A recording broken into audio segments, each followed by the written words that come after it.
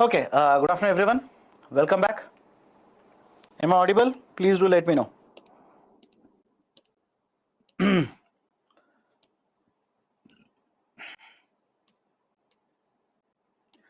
Okay, am I audible? Okay, let's start. So I hope all of you have taken the rest now. Don't sleep in the class. Right? I believe most of you have slept for last 40-45 minutes. So let's start. Let's start discussion. Now, so far what we have discussed, nominal exchange rate, real exchange rate. And what's the difference? Nominal means whatever is there in the market. Right? Currently, whatever is the exchange rate, one currency against another currency. Real exchange rate, we are not comparing only the exchange rate or currency versus currency. We are comparing good versus good or service versus service. Why? Whenever you talk about real, you'll have to take into consideration inflation or price levels.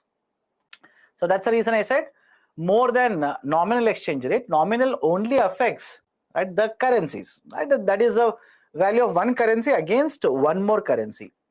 Whereas in case of real, it is goods versus goods. Whether the competitiveness of goods is it going to increase or not against, let's say, USA.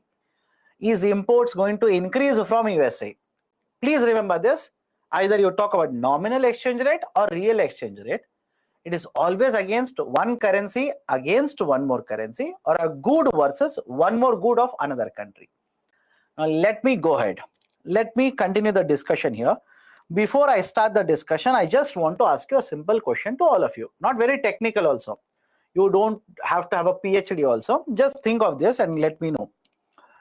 Pi Ni is equal to 1 within the bracket E upon Ei whole to the bracket Wi. And one more, pi Ni is equal to 1 within the bracket E upon Ei and P upon Pi whole bracket Wi. Now, before you have a heart attack, answer to my question, very simple. Do you think UPSC will ask you these kind of calculations? Let me know. I'll write number 1 and number 2. Right? Anybody for that matter. Sir, I've attempted UPSC twice, thrice, 4 times, 5 times. My last attempt, whatever attempts you have had, or you are a fresher, you have seen at least the last 5 years question paper. Now, do you think UPSC will ask you calculations regarding either equation 1 or equation 2? Answer is simply no. Sir, why? Right? Sir, we have CSAT, right? No, even in CSAT, they will not ask you this. Why? Both the formulas that I've written here are basically integration formulas. I hope you understand. Integration. Even you don't have to be worried. You don't have to by heart it. Why have I written it? This is the formula for the calculation of NIR. And this is the formula for the calculation of RER. For those students who are going to ask me, if I had not written the formula, there will be some students who will ask me, sir, please show how NIR is calculated, how RER is calculated. My dear, this is the formula used to calculate NIR and this is the formula used to calculate RER. You want me to show how they use these calculations? Or you want me to show how step by step they will use integration to calculate one index and the other index? You should not be worried.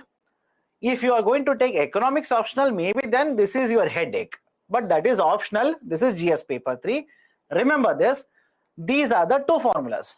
Now for GS paper 3, should you remember these formulas? Please don't. I'm not even telling you. I'm asking you. Please don't by heart the formulas. UPSC will not ask you these formulas. No way in GS paper 3. Don't worry. Then sir, how do I remember the concepts? How do I understand the concepts? I'll tell you. You do not have to be worried. I will tell you. Now, second point, again, this calculation will also be not asked in UPSC. Let's say 1 rupee is equal to, again, just a hypothetical calculation. 1 rupee is equal to $10 in the year 2015. Okay. Now, 1 rupee is equal to, let's say, $13. Is it okay? 1 rupee is equal to $10. 1 rupee is equal to $13. Now with the base of 2015, simple concept, do not by heart this, UPSC will not ask you this. With the base of 2015, can I say that dollar value has fallen by 30%? Is it okay? Is the calculation okay here? Again, don't worry about calculation. Never ever worry about calculation in GS paper 3. With the base of 2015, can I say that, right, the value of a dollar has fallen by 30%? And in the same way, can I also state that value of rupee has increased by 30%? Somebody says no. Right? Hitesh, what is the concern? What is the concern? Please focus on this. You should be knowing about these concepts. Okay? So I'll repeat it again. Imagine in 2015. Imagine in 2015, the value of the currency is $1 is equal to 1 rupee is equal to $10. Hypothetical numbers, okay? And today, 1 rupee is equal to $13. Now, can I say that, right, compared to 2015, the dollar value has fallen by 30%? Is it okay? Right, the value of the dollar has fallen by 30% and value of rupee has increased by 30%. Now, can I call this as a concept of index? Can I call this as a concept of index? Let me know. Is it okay? Is it a concept of index? That is, compared to a base year, we are basically saying the value has fallen by 30%, the value has increased by 20%, etc., etc., etc. Now, some of you are asking, sir, why should we understand all of it? What is the importance of all of this? Just a second. And some of you are asking, sir, why should we understand all of this? Reason is very simple. Whenever you come across near and rear, I understand, don't worry about full forms. I will give you the long forms, don't worry. Whenever you come across near and rear, these are indices. Is the point okay with you? Let me know. Whenever you come across near and rear, these are indices. Indices means what? There is a base year. Compared to base year, how much value has changed today? There is a base value. Compared to that, how much value has changed? That comparison is called as index. So near is an index, rear is an index. Is this point clear? Let me know. If you have a doubt, please do let me know. Point number 2. There is a methodology which RBI uses, right? In fact, I've shown you the formulas also. If you want to have a smaller heart attack, once again, these are the 2 formulas which are not at all required. Not required. I'll write it so that later when you have these annotations, you will not spend 2 days to buy at the formulas, which are not at all required for UPSC Civil Service Examination GS paper 3. Not required. There is a methodology, there's a formula which RBI uses to calculate near index as well as rear index. This is the second point. Any issue with the point number 1? Point number 2, please do let me know. Coming to the third point. Please have a look at this. In 2015 or 2016, let's say 1 rupee is equal to $10. And by 2022 or 2023, let's say 1 rupee is equal to $13. If I make a comparison like this, just CSAT calculation. If I make a comparison, can I say the value of a rupee, right, against the dollar has changed by 130%. Value of a rupee against the dollar has changed by 130%. Any problem with this? Any problem with this? Please do let me know. Right, between 15 and 16 to 2023, the value of a rupee against the dollar has changed by changed to 130. If it was 100 here, if $1 is equal to $10, if I assume it as 100 in 2015 and 2016, $1 is equal to 13 by 2023 will become 130. Indexation. I have to understand, right? If you remember your CSAT calculation or even high school, right? If 20 is equal to 100, 50 is equal to how many? That is what I am trying to show you. If $1 is equal to, 1 rupee is equal to $10, if I adjust it to, let's say, 100, then 1 rupee is equal to $13. I'll adjust it to how much? 130. Now, have a look at this. Just understand the next point. This is important. If the index increases, have a look at this. It was 100 in the base. 15, 16 is the base here. Remember that for both near as well as rear. 15, 16 is the base here. If 100 was the base in 15 and 16, that is rupee versus a dollar, and today it has become 130, can I say that rupee, I repeat, can I say that rupee has appreciated? Look at it. Just look at it and remember this. Right, in the base here, that is 15 to 16, I'm just taking a simple example. 1 rupee is equal to, let's say, $10, and now it has become 1 rupee is equal to $13, which is nothing but a rise in the index. It was 100 in the base here, now it has become 130. Can I conclude that rupee has appreciated? Rupee has appreciated and dollar has depreciated. Dollar has depreciated. Now, please remember this. Simple, please remember this. You don't have to remember calculation.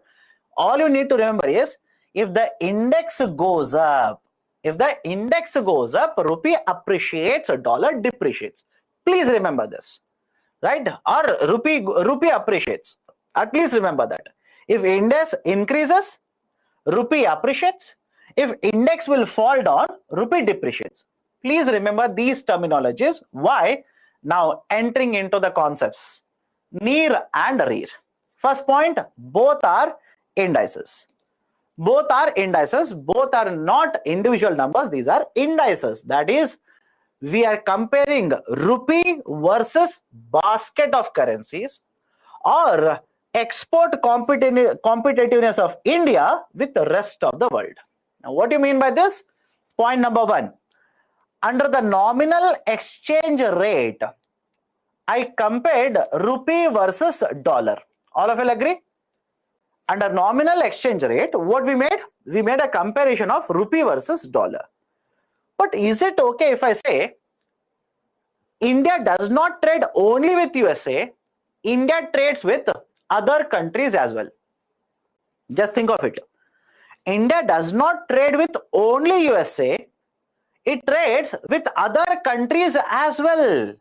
That is, India will trade with UK, India will trade with Japan, South Korea, China, etc., etc., etc. Now, some of you will ask me, sir, why? Why should I know this? Simple. Just like rupee and dollar values will change, what if dollar pound values will also change? Just think of this and answer to me. Rupee versus dollar values are changing.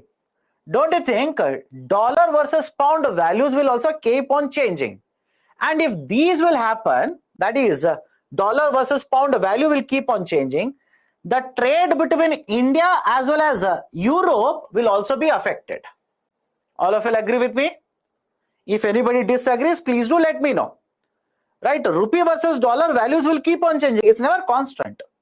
In the same way, dollar versus pound values will also keep on changing. Someday dollar will become stronger, some days pound will become stronger. And some of you might be thinking, sir, why what is the connection here? Connection is that most of the trade that we do, I hope you understand this, most of the trade that we do, the payment we do is in terms of dollars. Is it okay? Most of the trade that we do, the payment is done in terms of dollars. Globally, 88% of the payments are done in dollars. Rupees, not right, even 2%. Below 2% of the trade, payment is done in terms of rupees. So the argument is simple here. Rupee versus dollar values will keep on changing. Dollar versus pound values also will keep on changing. Which means the trade between India and, let's say, Europe, trade between India and the UK will also be affected here. Shall I go to the next point? That is a precise reason. Unlike nominal exchange rate, there is one more called as nominal effective exchange rate. Unlike nominal exchange rate, there is a nominal effective exchange rate. What is the difference between nominal and nominal effective? In nominal, rupee compared against dollar. rupee compared against pound, rupees compared against yuan, yen, etc. That's it. One currency against one foreign currency. But because we conduct trade with many countries, whatever is the variation in their currency value will definitely have an impact on trade with India, or it will definitely have an impact on currency value of India. That is the precise reason under nominal effective exchange rate, we will keep rupee on one side, but on the other hand, we will take a basket of foreign currencies. Is it okay? Under nominal effective exchange rate, we will keep rupee on one side, but we will consider on the other side basket of foreign currencies: pound, euro, dollar, yen, yuan, etc., etc., etc. But in addition to this, in addition to considering basket of foreign currencies, we will also take what is the trade weight with individual countries. What is the weight of the trade with individual countries? Now, some of you will ask me, sir, why? Why this trade weight is important? Let me give you a very, very simple example. Follow this carefully. Now, imagine here is India, and here is, let's say, UK, and here is USA.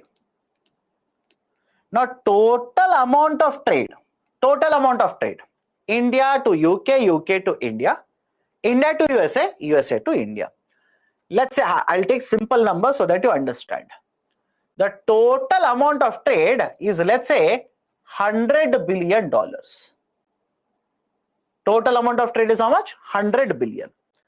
But what if I were to say, out of $100 billion, $99 billion is because of the trade that is conducted between India and USA, and only $1 billion is because of the trade that is conducted between India and UK.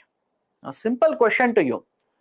Don't you think in this situation, variation in the value of dollar will have a huge impact on currency value of rupee? Just think of it. Variation in the value of dollar will have a huge impact on currency value of rupee in India. Anybody disagrees? Anybody has a disagreement? Please do let me know. Right? Compared to, let's say, value change in a pound. Because out of the total trade that we have done, 99% of the trade we are directly connected to dollar. Only 1% of the trade we are connected to pound. So whatever is the variation in the pound, it will have an impact on the currency value in India. But that impact will be very, very small compared to the change in the value of the dollar. Right? That is a precise reason. Now look at the formula and let me know whether this makes sense or not to you people. One, rather than comparing one currency with another currency, that is rupee versus dollar, we have said no, I will compare rupee versus basket of currencies. Why basket? Because we are conducting trade with many other countries, and any variation in their domestic currency will have an impact on the value of rupee in India. And point number two, we are not simply taking the basket of currencies, we are also allocating the trade weight that India has with all these currencies or all these countries. In this example, how the trade weight is allocated? In this example, India-USA trade weightage will be 99%. India-UK trade weight will be 1%. Right? So not only just the basket of currencies, what we have done is we have taken these currencies and adjusted that with the trade weights. This calculation is referred to as near index. That is, with the comparison of a base year in 2015 and 16, this is called as near index. Any difficulty, please do let me know. Right? This is referred to as a near index. That is, it basically compares what is the strength of rupee against basket of currencies. Simple. And don't complicate it. What is the strength of rupee currency in India against basket of currencies? Not with individual currency, basket of currencies. Now, right, have a look at this. Can I conclude this? Whenever there is a rise in the NIR, it simply means the domestic currency is appreciating. Let me know. Whenever the index of NIR goes up, it simply means rupee is appreciating against a basket of currencies. We have discussed this.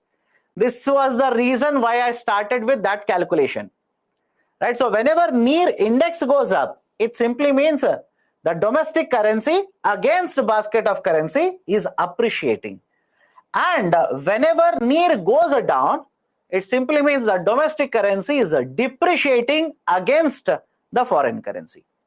Any difficulty in this, please do let me know. And UPSC has tested you, right, regarding this statement earlier. Please be very careful. They can test you again. Right? Because these are the concepts. You can check any book. Books will simply give you statements. In many of the books that you people might be referring, they will simply give you this statement. In fact, some of them have not given this. But UPSC has asked question on this. Right? Logic is simple. Rupee versus dollar, nominal exchange rate. But our argument is, no, we should not compare only rupee versus dollar. We should also compare other currencies. Because how the movement will happen in other currencies will have an impact on exchange rate in India. But should we simply compare basket of currencies? No. How much is the trade that India has with all of them? That should also be considered. Because the trade will also have an impact on how many rupees will go out, how many dollars will come into India, how many dollars will go out of India. That's the reason the trade weight is also given. Right? So whenever NIR goes up, it's an index, by the way. Whenever NIR goes up, it simply means rupee is appreciating against basket of currencies. And whenever NIR goes down, it simply means rupee is depreciating against basket of currencies. Done? Okay. Right. So this is NIR, nominal effective exchange rate. Next, have a look at this. REER. There is one more concept. REER, real effective exchange rate. Now there is a question. So in crux, NER and RER same as NEER and REER. Logic is simple.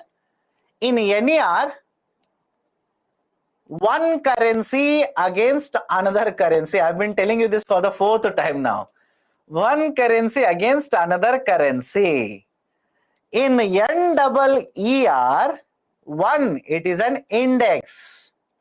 It is an index. Second, one currency against a basket of currencies. Basket of currencies plus trade weight. That is a very important difference between NER and NEER. Next, let me go to REER, real effective exchange rate. But before that, let me ask a simple question. You have studied it, now tell me. When real exchange rate goes up, what will happen to export competitiveness? When real exchange rate goes up, what do you think will happen to export competitiveness? Before the lunch break, we have discussed this. Right? Export competitiveness will go down. Right? Two of you are still confused. Export competitiveness will go down. In fact, I took bottle. 1 bottle in India is equal to 5 bottle in USA. I did a whole circus. Apply the same logic here as well. Apply the same logic here as well. I'll come to the definition, don't worry. Apply the same logic here as well. That is, whenever REER index, real effective exchange rate index will go up, it will reduce the export competitiveness. Same, it will reduce export competitiveness. That is, exports become more expensive and imports will become more cheaper. Imports will start flowing more, exports will reduce to the international market. Now, what is this REER index? right? Follow this carefully. Some of you will say, sir, this is too much. Understand this. What did we do in NIR? In NIR, what did we do? We basically took rupee versus basket of currencies and we adjusted this with the trade weight. We adjusted this with the trade weight. Now, apply the same logic that we learnt earlier before the lunch break. Don't you think the price levels of the commodities will also change from one country to another country? Is it okay? Don't you think price levels of the commodities will change from one country to another country? Now, simple question to you. If the price levels change, the rupee versus other currencies value will also change. Don't you think whenever you talk about trade competitiveness, whenever you are talking about trade competitiveness, you should consider one, the trade weights. One factor you should consider is trade weight. Along with the trade weight, you should also consider what is the nominal exchange rate. But along with this, you should also consider what is the price level of goods and services in all of these countries. Is it okay? I'll repeat it again. It's a simple concept. Understand it once, then you're done and dusted. In nominal effective exchange rate, we are comparing value of rupee, competitiveness of one currency against basket of currencies. But when you want to measure trade competitiveness, do you think NIR will be sufficient? Think of it. When you want to find out the trade competitiveness of India with, let's say, rest of the world, do you think NIR can give you very good data related to that? Absolutely no, because NIR compares currency competitiveness. Right? Earlier we have discussed your value of currency might change, but what if the price levels are different in different countries? You should consider that as well. So in case of a REER, which measures a trade competitiveness, first factor we'll consider is what is the nominal exchange rate, right? That is a rupee versus basket of currencies. Then we will consider what is the trade weight, how much of the trade is conducted between India and USA, India and UK, etc. Along with that, we'll also consider what is the price level of the commodities in different countries. That is, we will adjust this for inflation. Simple. We'll adjust this for inflation. Now, can I use these statements? NIR is unadjusted. Understand this. NIR is unadjusted and REER is adjusted. Unadjusted and adjusted meaning what? In the context of NIR, we are not considering price levels. We are not considering what is the inflation in different countries. Absolutely no. But when you talk about REER, along with the trade weight, nominal exchange rate, you are also considering price levels in different countries, which means you are adjusting this for inflation. Any difficulty in understanding this, please do let me know. You don't have to calculate it. Trust me when I say this. You do not have to calculate it. That's the reason now look at the formula and do not by heart formula also. Do not by heart formula. Can you see the difference between NIR formula and REER formula? What is the difference? Difference is price levels. Please have a look at this. The difference is price levels. In calculation of REER, we will consider price levels, because if you consider price levels, it will indicate how good you are in terms of trade. Is your exports competitive to the international market or not? Is your exports competitiveness going up, going down, etc., etc., etc. Whereas if you talk about NIR, only currency competitiveness, rupee versus basket of currencies. So one is a REER index, second one is a NIR index. Now within this also, RBI has two parameters. RBI gives you indices under two heads. One, in one basket, RBI will count only 6 currencies, calculate the index and give it to you. Sir, why only 6 currencies? Because these are the major trading partners of India. Simple. These are the major trading partners of India. But in the other case, Rather than considering only 6 currencies, RBI will consider 40 currencies and give you one more index. Sir, how often is the index published? For every month the index is published. Is it okay? For every month, index of rear and near is published. Now let me ask a very simple question. Let's say tomorrow you are reading newspaper. Okay, tomorrow you are reading the newspaper, and in the newspaper it says the rear index for the month of January has increased. Rear index for the month of January has increased. What does it simply mean?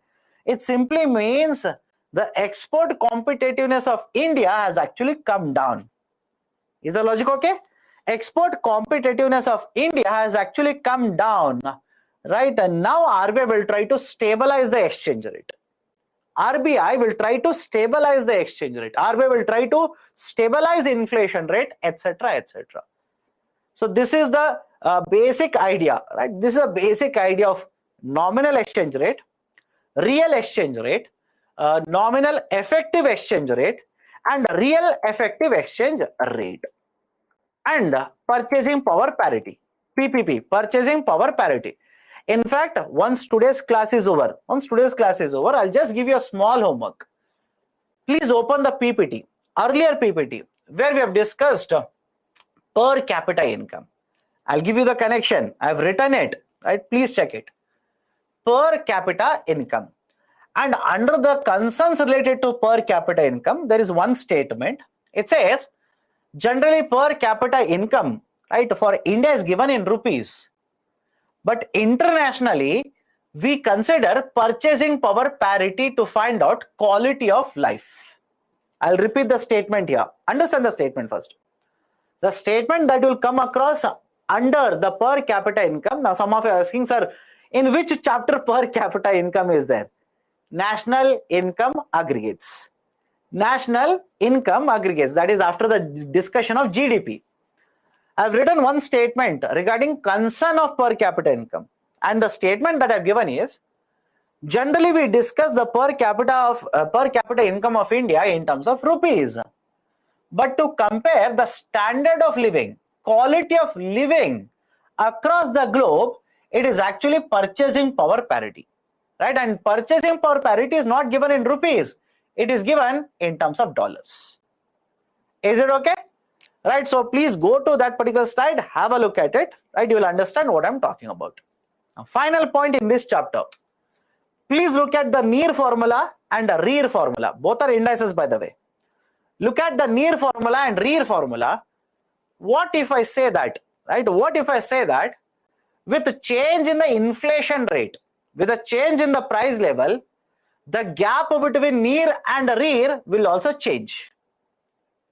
Just look at it and answer to my question whether or the statement is correct or wrong. Tell me.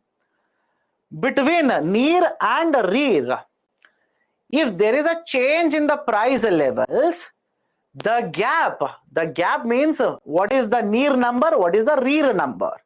The gap between near and rear will also change. This was actually asked last year in prelims.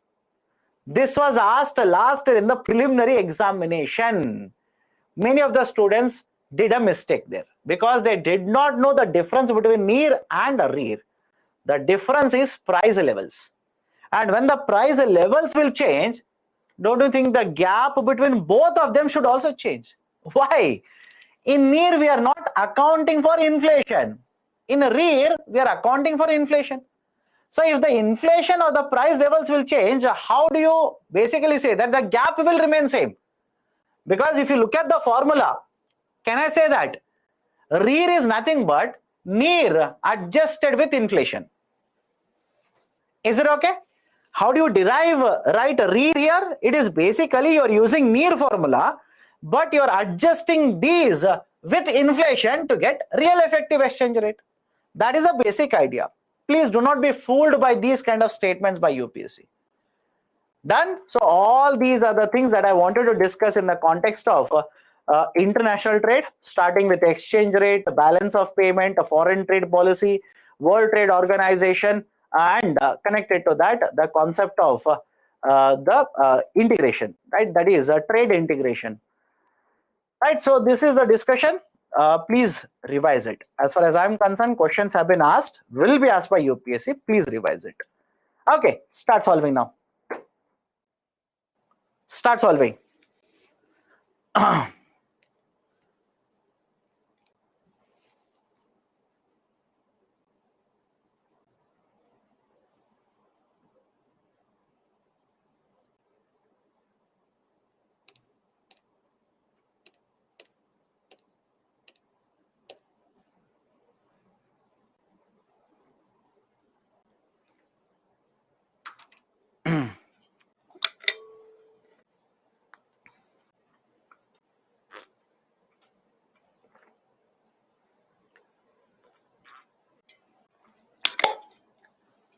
Okay, let's start. 46% have answered correctly. Why it should have been higher? Let's start. Price of any currency in international market is decided by World Bank. Does World Bank decide the price of currency? Wrong. Use elimination methodology. A and D are already out. Demand for goods and services provided by the country concerned. Of course, yes. Right? How much is imports and exports? It will definitely have an impact. Stability of the government of concerned country. Again, yes. Economic potential of the country in question? No. Potential does not determine what is the performance of the country right now. Definitely, yes, it will determine. So 2 and 3 are correct. Right option for the question will be option B here. Any doubts in the question? Please do let me know. Right option for the question is option B. Next one.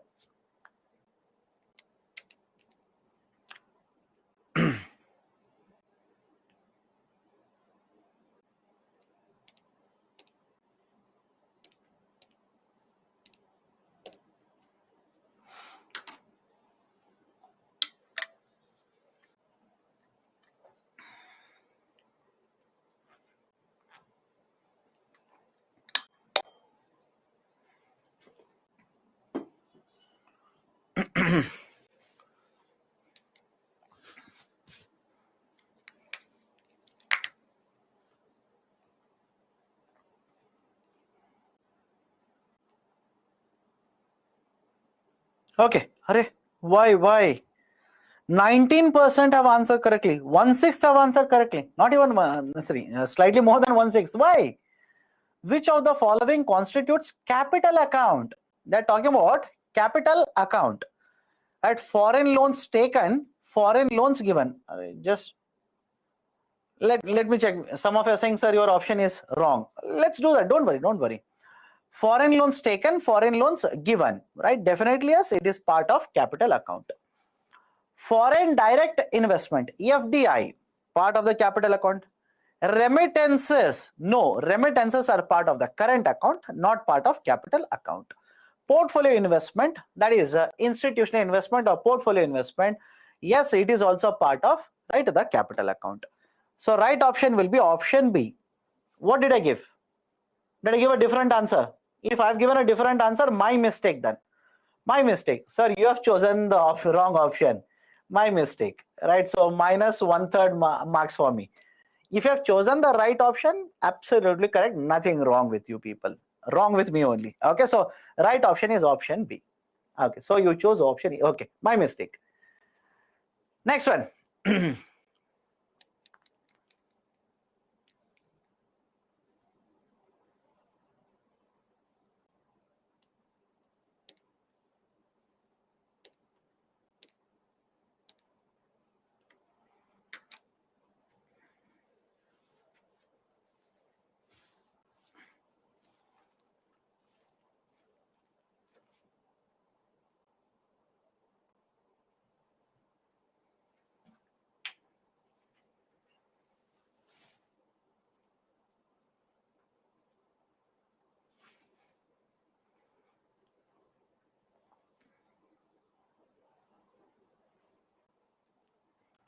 Okay, good. 70% have answered correctly. Good.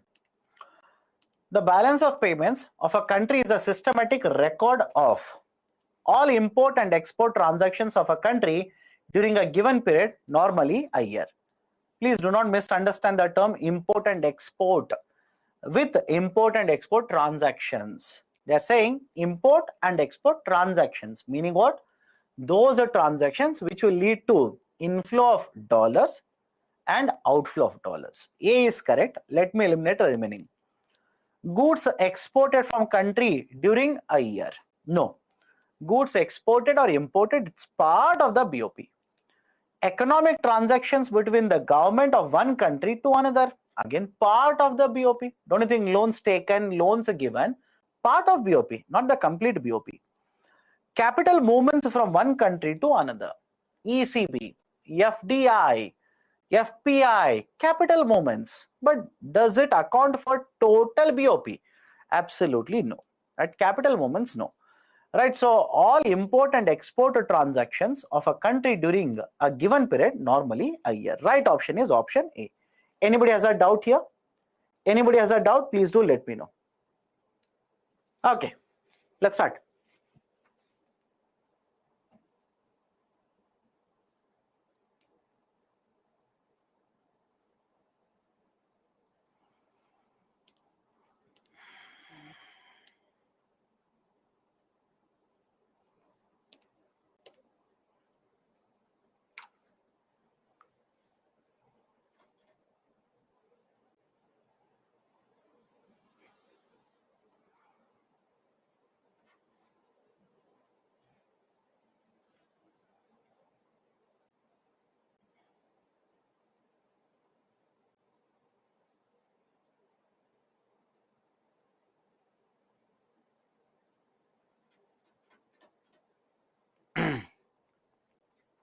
Okay, 43% have answered correctly. Let's solve.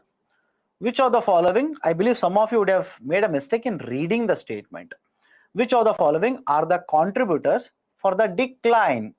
Some of you might have missed the term decline here, hence rounded off something else. Decline of current account deficit. Which of the following will reduce current account deficit? Restriction on non-essential imports. Yes, if you restrict the imports of non-essential commodity, automatically the import value will come down, CAD will come down. Export demand slowdown. No, if the export demand has slowed down, right, basically it means your exports will also come down, and when your exports will come down, CAD will not, right, shrink like this. CAD will become wider. So 2 is wrong. 2 is the stem for you. You can use it to eliminate the remaining. Increase in exports, exactly opposite to the second point. If you promote more and more exports and exports go up, obviously inflow of dollar will go up, the CAD will become narrow. So right option for the question will be option A, 1 and 3. Okay, 1 and 3. Any doubts here? Any doubts? Next one, you can do it directly rather than opening a poll, wasting time, etc. Have a look at the term. It's a very, very simple question. Convertibility means what? Straightforward question. Convertibility. And some of you are asking, sir, are these asked questions? Are these the questions asked in previous years? Yes, these are the questions which have been asked in the previous year, last 3 to 4 years. Convertibility of the rupee means what? Right? So being able to convert rupee notes into gold. No, that is never the concept of convertibility. Allowing the value of a rupee to be fixed by the market forces, that is floating exchange rate, wrong. Freely permitting the conversion of rupee to other major currencies and vice versa. C is correct. Developing an international market for currencies. No, that is also wrong. So right option for the question is option C here. Anybody has a doubt in this question? I did not start polling because it was a straightforward question. Any doubts regarding this question, please do let me know. Let's start.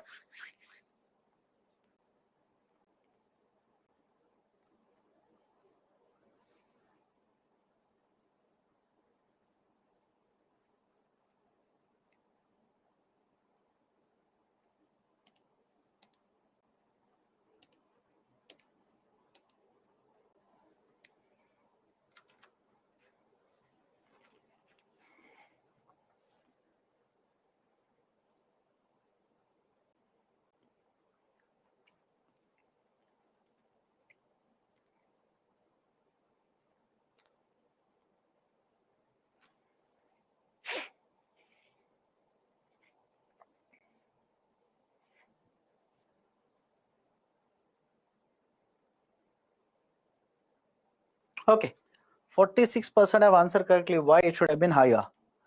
Let's start. Effect of devaluation of a currency is that it necessarily improves the competitiveness of domestic exports in the foreign market. Anybody has a problem with the statement 1? Anybody has a problem with the statement 1? No, it should not be a problem. It's straightforward. Statement 1 is correct. Increases the foreign value of the domestic currency, which means, let's say $1 is equal to 50 rupees. $1 is equal to 60 rupees. Right? If you go for a devaluation or because of the market forces, there is a depreciation. Does it mean that domestic value against a foreign currency has improved? Foreign value means in the international market, the value of the domestic currency has increased. Does it happen? Absolutely no. Devaluation or depreciation, the value of the domestic currency actually falls. So second statement is wrong. Anybody has a doubt with second statement? I will eliminate option B as well as D here. Right? Now, some of you will be confused with third statement. Some of you will say, sir, very, very difficult to find out whether third statement is correct or not. I will prove it, but have a look at the option. Please have a look at the option. Which one do you think? Option A or option C? Which one do you think is correct here? This is how you basically address tricky questions in UPSC. I hope you understand. This is how you address tricky questions, because some of you will be believing that it will improve balance of trade. Some of you will believe that. Not necessarily. Underline the term necessarily. But please understand this. First statement anyways will happen. Right? I hope you understand this. First statement anyways will happen. Right? When rupee will be devalued, export competitiveness will necessarily happen. Right? Because your exports are becoming cheaper. First thing is, right, first statement is the guaranteed outcome. Right? What about the third one? May or may not happen. I hope you understand. May or may not happen. There is no guarantee. Will it lead to improved trade balance? Absolutely not necessary. It is no way guaranteed. Hence, 3 will be wrong. If that was the situation, please look at India's rupee as well as a trade balance. Right? Even this way also you can address this question. Some of you will say, sir, it can happen. Yes, let's assume it can happen. Please check what has happened to India's rupee in the last 2 years and check what has happened to India's trade deficit in the last 2 years. Right? You will realize that rupee has depreciated. Trade balance or trade deficit is also existing. Right? So third one is wrong. It doesn't happen necessarily. First one will happen. Right option is option A. Anybody has a doubt here? Anybody has a doubt? Please be very careful. These are easy but slightly tricky questions, because you will be stuck with option 1, I'm sorry, or statement 1 and statement 3. Let's go to the next one.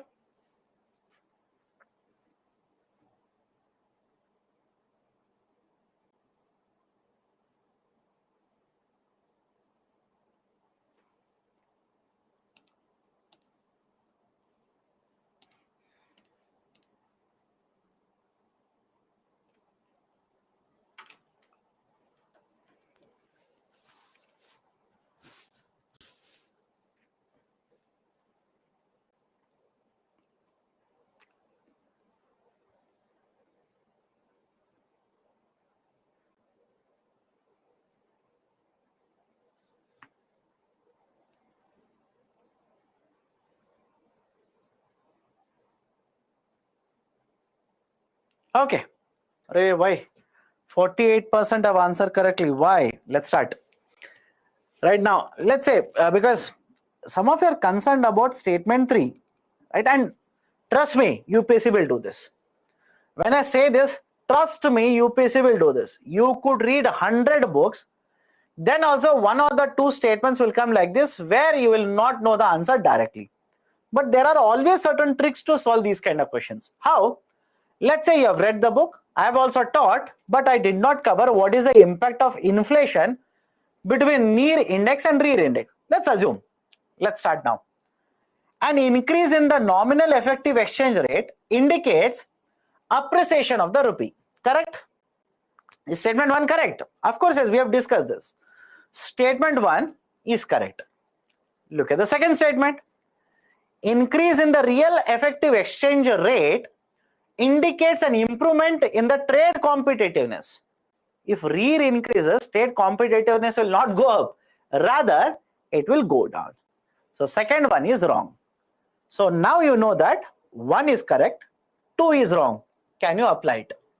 Can you apply it in the UPSC, right, examination hall now? 1 is correct, 2 is wrong. 2 is wrong. 1 is correct, 2 is wrong. Now tell me which is the right option. Right, this is elimination method. I hope you understand. This is elimination method. Many of the times students keep on, right, scolding economics. They'll keep on scolding economics faculty because they have not taught everything. Trust me, it is not possible that you learn everything. As a faculty, I'm saying, as a faculty, right, you might simply say, sir, right, you're discouraging me, etc., etc. My dear, people do PhD in economics and even they do not know complete economics. For you, what is necessary? Become an expert in economics or passing UPSC? You find your priorities, right? Your goal is passing UPSC or becoming an economics expert. Some of you might say, sir, both. Not possible. Why? Economics is not a small subject. Economics is not a small subject. There was one very, very interesting comment in the section some time ago when I was discussing NEER and REER. And the student said, sir, why people create so many complicated concepts? My argument is every subject is complicated, economics slightly a bit more. Now, if you ask me, sir, right, should I read all the concepts, all these concepts for civil service examination, GS paper 3, then you are simply wasting your time. I understand this, right? So have a look at this, have a look at this. Do not worry about calculations. Trust me when I say this, right? Some of you will not trust me. At least check the previous year question papers. Check the previous year question papers. UPSC doesn't ask you calculations, right? UPSC doesn't want you to become a mathematician there. So whenever you feel that, okay, lot of calculations are there, lot of technical language is there in this, please skip it. UPSC will not ask you that. Skip it. UPSC will never ask you that. Okay, so have a look at this. Third one is anyways correct. Just now we have discussed this. Third one is correct. Even if you did not know the third statement, you could have used the elimination method to get the third one. Right? I'll tell you where you generally get these kind of statements. When you are preparing for GS paper, that is optional paper. GS optional paper, you will get all these concepts. So what he has done is he has picked up a statement from optional paper, given it in the GS paper. That is a very, very difficult question if you look at only statement 3. But if you know elimination method, very, very easy question. Done? Okay. Right. So a descriptive question. How would the recent phenomena of protectionism and currency manipulations in the world trade affect the macroeconomic stability of India? Right? Discuss. 250 words. Very, very important terminologies are there. Phenomena of protectionism and currency manipulations. Do not search the books. You will not get these kind of questions nor the answers for this in the book. You should read newspapers. You should be aware about current affairs. Now, what are they talking about? In recent times, let's say in the last 2 years itself, is it okay if I say more and more countries have imposed a tariff as well as non-tariff barriers which has disrupted the trade?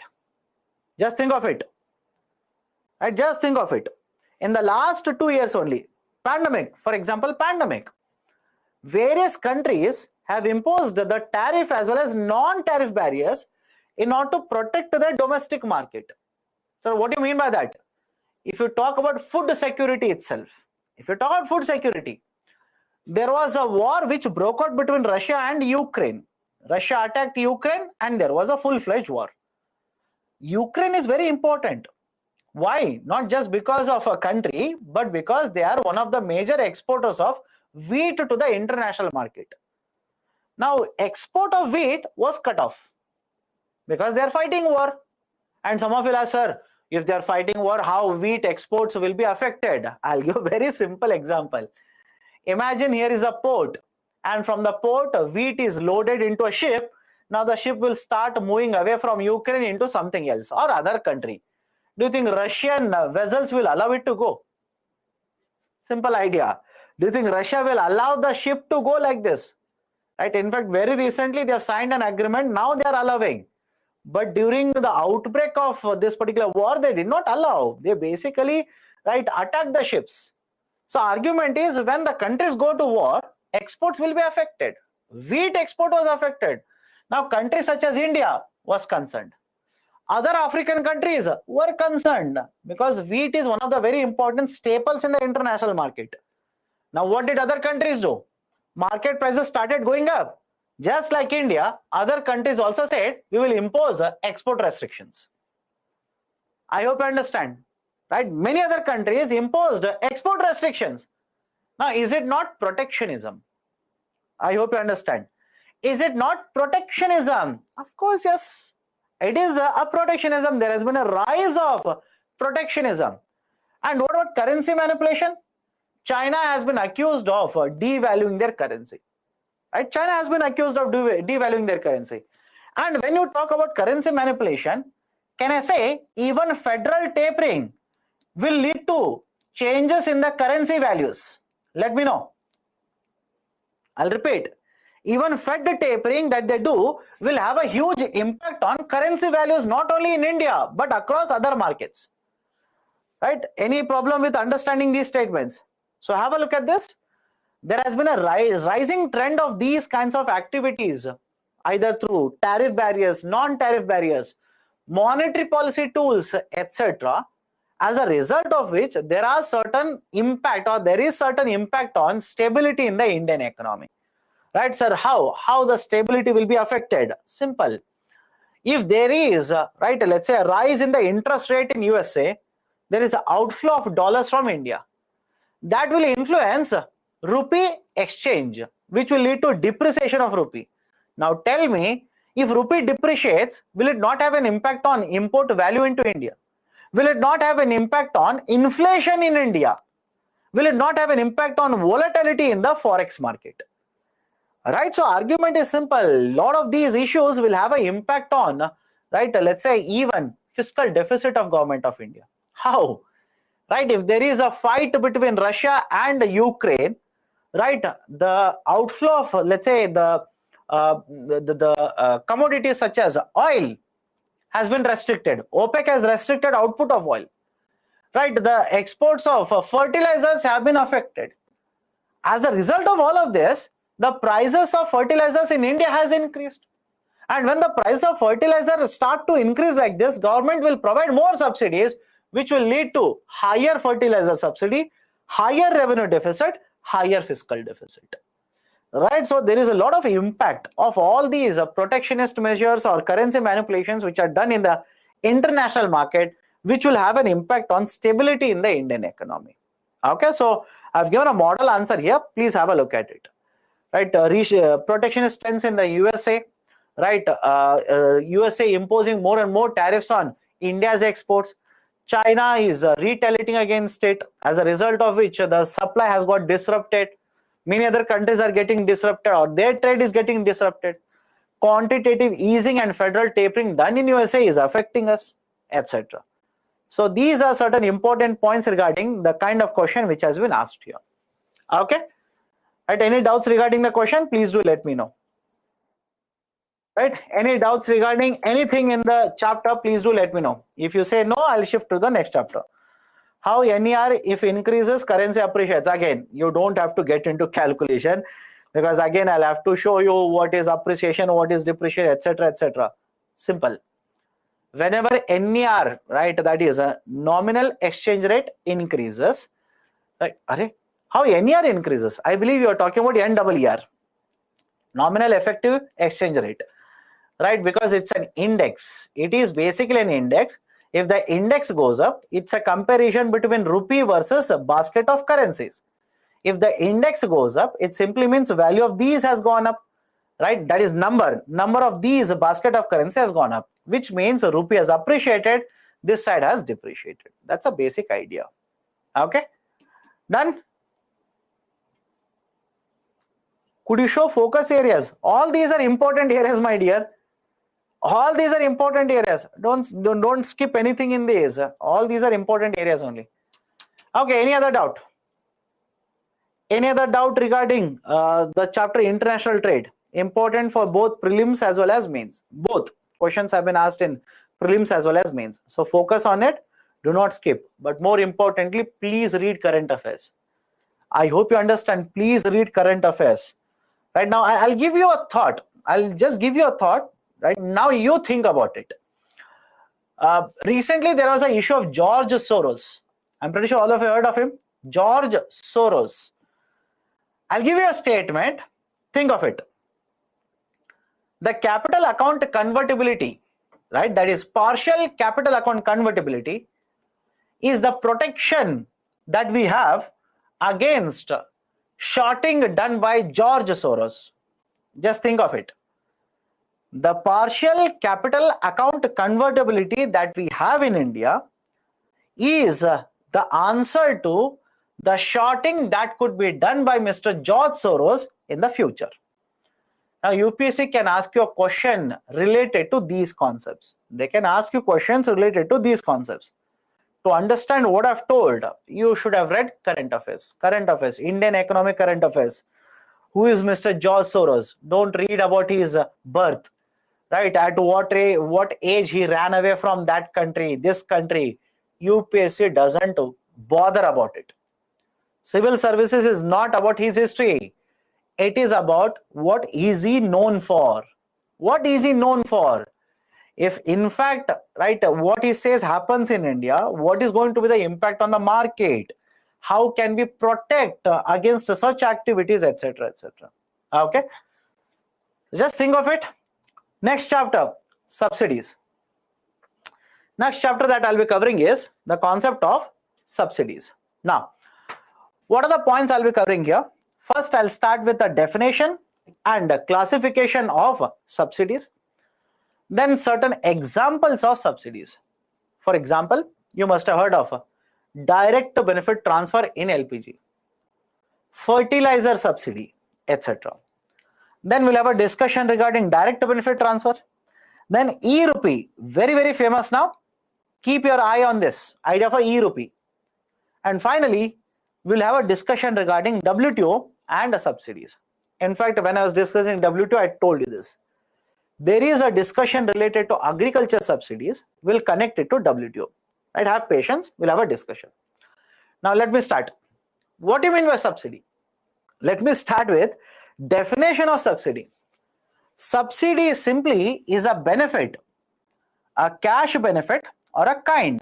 Otherwise, I've written it could be a benefit in the form of a cash or a kind, which is provided by the government to a company, to an individual, or to a family. Is it okay? Subsidy is nothing but a benefit. It's a benefit, assistance, if you will, which is provided by the government to certain beneficiaries.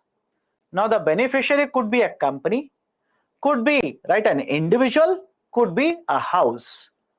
And the benefit that I'm talking about, right, the benefit that I'm talking about could be a cash benefit or a kind benefit. Right? What do you mean by cash benefit or a kind benefit? Let me give you two examples here. All of you heard of Pradhan Mantri Kisan Samman Nidhi? Yes? Let me know. All of you heard of Pradhan Mantri Kisan Samman Nidhi. Now, under the Pradhan Mantri Kisan Samman Nidhi, that is PM Kisan, government will provide 6,000 rupees income assistance to the farmers. I repeat, government will provide 6,000 rupees income assistance to the farmers. Can I call this as a cash benefit? Cash subsidy? Is it okay? It is a cash subsidy, by the way. On the other hand, I'll give you one more example. It was also there in the newspaper. Right? A National Food Security Act, which we will discuss tomorrow. Please be very careful about NFSA. Why it was there in the current affairs. I'll connect it to current affairs there only. Under National Food Security Act, government will provide you food grains free of a cost for this year. Have a look at this. Government says, I will provide food grains free of cost. I will not give you money under this. I will provide food grains free of cost. Now tell me, can I call this as a kind assistance? Right? One is a cash assistance. Another one is in-kind assistance. Any difficulty, please do let me know. Right? Cash means cash itself is given. In kind means no cash. Benefit is given in some other form. What is the form of benefit provided here? You do not have to pay any money. You will get it free of a cost. So one is a cash benefit. Second one is in kind benefit. Any difficulty here, please do let me know. This is the definition of subsidy. And government might provide these subsidies either to companies or to individuals or to even certain houses. Now, what is the need for subsidy? Why does government provide subsidies? One, government wants the producers to use better inputs. Simple, use better inputs, either producer or a house, etc. Let me give a simple example. All of you heard of LPG? LPG, cylinder, not reforms. LPG, cylinder. Why do you think government of India provides subsidy on LPG? Right now, for most of the houses, they have removed. But why do you think initially they promoted LPG by giving subsidy? Because it is a cleaner fuel. Simple. It is a cleaner fuel. Either the option is you will use LPG or you will burn wood. You use LPG or you are burning wood. Now, don't you think burning wood will cause a lot of pollution? When you burn wood in the indoor means within the house, pollution will be very high, right? As a result of this, certain respiratory diseases can be contracted, right? Answer is yes, by the way. I understand this. That's the reason Government of India said, okay, let me provide LPG subsidy to the houses. So one, input such as fertilizer, right? LPG can be used by the houses or beneficiaries. Second, it will also help Government of India in achieving social objectives. It will also help Government of India in achieving social objectives, right? Definitely yes. And what is the social objective? Poor houses should get LPG. Poor farmers should not be asked to pay more prices for fertilizer, etc., etc., etc. It will also help Government of India in controlling the prices. Sir, how? Right, follow this very carefully. If the price of the fertilizer is higher, and I'll tell you how fertilizer subsidy is given in some time, have patience. If price of the fertilizer is higher, what do you think will happen to the cost of production? COP, cost of production. Cost of production would be higher. And if cost of production is higher, the farmers will be selling the food grains at higher prices in the market. Don't you think Government of India is controlling the prices of the commodities? Or else, LPG subsidy. If the cylinders are given without any subsidy, the price of the cylinder will be very, very high. Do you think every one of us will be able to afford the cylinder? Obviously, no. So, to control prices and to promote exports, and to promote more and more exports, Government of India will also provide lot of subsidies. Right? So these are some of the reasons why Government of India provides the subsidies. But what is the criticism? What is the problem with the subsidy regime of the government? One, we do not give this to the right beneficiaries. Underline the term right beneficiaries. In fact, now we are trying to find out who are the right beneficiaries, give it to them. Sir, what do you mean by this? Take LPG subsidy. Until very recently, everybody was given LPG subsidy. I will repeat it again. Until very recently, everybody in India was given, everybody in the sense, whoever purchased LPG cylinders, every house in India was given LPG subsidy. Do you think that's a right approach? Do you think everybody or every house in India requires LPG subsidy? Absolutely no. It is wrong. We should not give it. But now we have tried to find out, I'll come to that. We have tried to find out who requires LPG subsidy, who doesn't require. We have started removing those people who do not require LPG subsidy.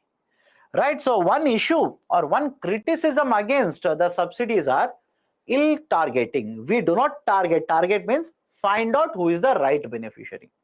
Second, doesn't allow for optimal utilization of resources. Right? For example, take current affairs example. Electricity.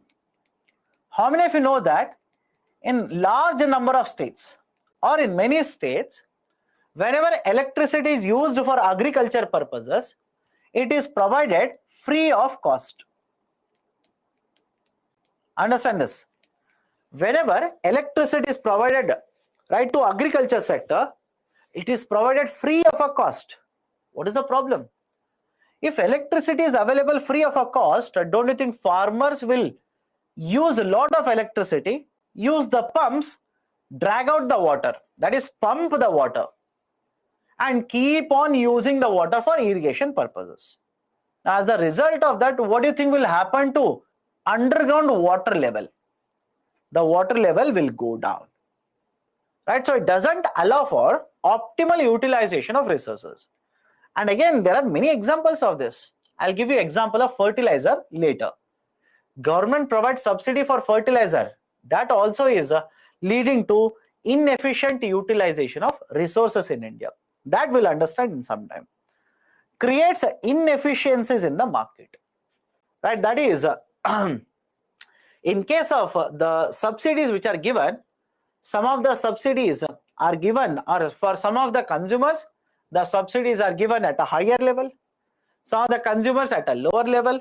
There is a difference in the pricing of the product, and as a result of this, there is a lot of deviation of these services or goods in the market. So what do you mean by that? I'll give a very simple example. Right? I understand this. Food subsidy. Right? As per the government of India, we will provide subsidies, that is food grains, free of a cost to certain beneficiaries, and others, they will have to purchase the food grains in the market at higher prices. Now you tell me, is there a possibility of diverting some of the food grains which is supposed to go to the beneficiary for some other reason? Can we apply the same logic to fertilizers? Yes. In fact, how many of you have read today's newspaper? Please read that. There is one article about Manrega, how Manrega subsidies are getting misused, right? Not being used for the right purposes, etc., etc. You will realize what I'm talking about. So there is a huge possibility of, the problem of inefficiencies in the market because of subsidies. Done? So this is the discussion regarding the introduction, need, criticism, etc. Now, what are the different types of subsidies? What is the classification? Let's try and understand one by one. Now, I'll give you two classifications. Be very careful with this. I'll give you two classifications. This classification is not given in the books, but generally government uses the terminologies, and I'm using the terminologies to give you one classification. And the second classification as given in the IGNOU material, right? That is basically input subsidy, etc., etc. I'll come to the second classification later. Let me start with the first one. What do you mean by direct subsidy and indirect subsidy? Direct subsidy involves actual cash payment to the beneficiary. Indirect subsidy involves providing the good or a service at subsidized prices. What do you mean by subsidized prices? At lower prices. Subsidized or lower. Let me show you one example here. Let me give you one example. Right, this is an example of a direct subsidy. This is an example of an indirect subsidy. Earlier, this was how government provided LPG subsidy. And this is how, LPG subsidy was actually shifted to. Understand the difference between both. Under indirect subsidy, here is an LPG cylinder distributor. Customer will book the cylinder. Right, I'll number so that you understand. Customer will book the cylinder. the cylinder will be supplied at lower prices. Let's say the cost of the cylinder is actually 900. Right? Let's say actually the cost of cylinder is 900. The distributor will not give it at 900. Rather, the distributor will give it, let's say, at 500 rupees. Now the government will provide 400 rupees to the distributor. Is there any problem regarding this? Please do let me know. I've given the number so that you understand step by step. Step 1, you'll book the cylinder. Step 2, they will provide the cylinder to you and they will not charge you 900. They will in fact charge you 500 rupees. Remaining 400 rupees, government would simply provide the subsidy to the distributor. That is anybody who is selling the cylinders. Thereby, distributor gets 900. Government will provide subsidies. You will be able to purchase the cylinder at lower price. Any difficulty in understanding this? This is an example of indirect subsidy. This is an example of indirect subsidy. What happens in indirect subsidy? Under indirect subsidy, the goods or services are provided to the beneficiaries at lower prices. Can you see the same thing in this system? Is it okay? Can you see the same system in the lower part of the slide? But there's a problem with this. What is the problem? What is the guarantee that the distributor will provide the cylinder to you only? Because remember this, next point is also very important. If the cylinder is supposed to be given to a household, that is called as a domestic LPG, the government will provide subsidy on it. But what if the cylinder is actually diverted to a commercial entity, such as a restaurant, such as a hotel, bakery, etc. And remember the third point here, whenever cylinders are provided for commercial purposes, government doesn't provide subsidy. Simple, government doesn't provide subsidy. So now the question is, the distributor tells the government, I've sold one cylinder, give me a subsidy of 400.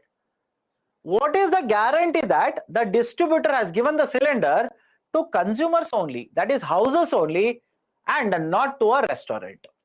Right? There is no way government will be able to realize it. That is point number 1. Second point is, what if the customer here, that is a house here, has multiple LPG connections? And earlier this used to happen. What if the consumer, that is a house here, has multiple LPG connection? Which means they will keep on consuming LPG cylinder one after the other, and they are not worried about the price because it is subsidized. Don't you think they will be using LPG inefficiently? Not efficiently, inefficiently. Right? So there are so many issues. Government expenditure is higher. Government doesn't know who is the beneficiary. Right? Government doesn't know whether the subsidy is given to the right beneficiary or not, etc., etc., etc. That is the precise reason what Government of India now has introduced is the concept of a direct subsidy. I hope you understand. Right? Government of India has introduced the concept of direct subsidy. Right? Under direct subsidy, what government says is, distributor, customer is there. Customer will book the cylinder, step number 1.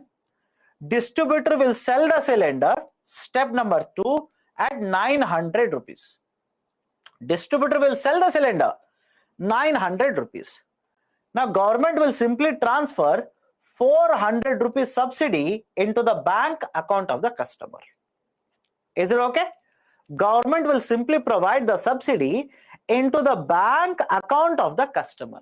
Now what is the advantage related to this system? Compared to earlier one, what is the advantage here? Advantage is 1. Who is the beneficiary? Government knows. Is it okay? Who is the beneficiary? Government knows. Point number 2. If the beneficiary, that is the house, has multiple LPG connection, these multiple LPG connections will be removed. Only one connection for one house. Simple. Only one connection for one house. That is how government will be able to reduce the amount of subsidy expenditure. Third, earlier the distributor had the opportunity to divert a subsidized LPG. Now the distributor doesn't have that option. So leakages in the system automatically will come down. Any problem with this? So direct provision of the subsidy or a direct subsidies will offer a lot of benefits to the government compared to indirect subsidies. And that is a precise reason Government of India has started providing a lot of these subsidies under the concept of direct subsidies itself. Any difficulty in this? Do let me know. But LPG has restrictions. How many? You tell me. How many cylinders are restricted for a household? 12. Under DBT. Under DBT, 12 cylinders are restricted. In fact, the survey says per household having a family size of 5 people, 6 cylinders are more than sufficient. Even there is an issue, right? We are providing more than what is actually required under subsidized regime. But anyways, right? Can I go to the next one? So direct and indirect. But between direct and indirect, if I ask you which is better, which is much more efficient, remember direct subsidies are efficient. Second, universal and targeted subsidies. Universal targeted subsidies. Now, what is universal here? Universal means the subsidies are provided to everyone. Whoever belongs to this class, everybody will get the subsidy. For example, earlier LPG subsidy. Tell me, earlier LPG subsidies. You have a house, you have money to give deposit, done, right? You will get LPG subsidy. That is universal subsidies, right? Sir, any example in the current affairs? Fertilizer subsidies. Fertilizer subsidies. Every farmer can get fertilizer subsidy. Every farmer. Next one, targeted subsidies. When you say targeted subsidies, who are the beneficiaries? The beneficiaries are identified and we want to provide subsidies only for them. Sir, what do you mean by this? Let me take a simple example. Now, how many of you think here every house in India should get LPG subsidy? Let me know. How many of you think that all the houses in India should get LPG subsidy? That doesn't make any sense. Right? Should all the houses in India get free electricity? No. Right? So the argument is government said, why should provide LPG subsidy to everyone? I will find out those houses which are poor houses. I hope you understand this. Those houses which are poor houses, and I'll start providing LPG subsidies only to such houses. So understand this, every house will purchase LPG, but not every house will get LPG subsidy. Only those poor houses will be given LPG subsidy. Right? That is a concept of targeting. That is the idea of a targeting. Next one, conditional, unconditional. Conditional means those subsidies which are connected to performance of a beneficiary. Performance or behavior of a beneficiary. Please be very careful. When I'm telling this, again after this also some of you will type this. Targeted subsidies are not same as conditional subsidies. I hope you understand. In case of conditional subsidies, you are expected to perform. You are expected to behave in a certain way. Poverty is not behavior. I hope you understand. Poverty is not behavior. Poverty is not performance. Right? So in case of conditional subsidies, what government says is, you're expected to perform, you're expected to meet certain conditions, performance conditions, behavioral conditions. You meet those conditions, I will give you subsidy. I will give you subsidy. For example, right, PLI, production linked incentive. You meet those targets, government will provide subsidy to you. If you don't meet, of course no. Of course, government will never give you anything if you don't meet the specific targets which have been given to you. I'll give you one more example. There is a scheme by the name of FAME, Faster Adoption and manufacturing of electric vehicles. Under FAME, government will provide certain subsidy for electric vehicle manufacturers. But there's a condition there. There is a condition. What is the condition? At least 50% of the inputs that you have purchased, you will have to purchase from the domestic market. Domestic content requirement. If you do not meet those localization requirements, you will not be given subsidies. Right, so there are a lot of these conditional subsidies where you meet the conditions. Performance is important. Meet those behavioral parameters, then you will be given the subsidy. Next, implicit subsidy, explicit subsidy. Right, slightly technical, understand this. Implicit and explicit subsidy. Now, what do you mean by explicit subsidy here? Whenever government clearly says, follow this, I'll give you examples. Whenever government clearly states who are the beneficiaries, right? What I'm trying to provide here, what assistance I'm giving here, these are called as explicit subsidies. Can I give an example? PM Kisan. PM Kisan. Now you tell me, PM Kisan government will provide subsidies to every citizen of India. Just think of it. Under PM Kisan, does government of India provide subsidies to every citizen of India? No, government clearly states farmers. Only farmers will be covered under this. And how much? 6,000 rupees per annum. For what purpose? Let the farmer decide it. Let the farmer decide it. So whenever government explicitly, explicit means, right, everything is openly told. Right, the government, when it says explicitly these are the beneficiaries, this is the amount of subsidies I'm going to provide, etc., etc., etc. That is called as a PM Kisan. I'm sorry, that is called as an explicit subsidy. Best example is PM Kisan scheme. Now, what about implicit subsidy? Right, what about implicit subsidy? Implicit subsidies, please understand this. These are the type of subsidies where government generally doesn't use the term subsidy.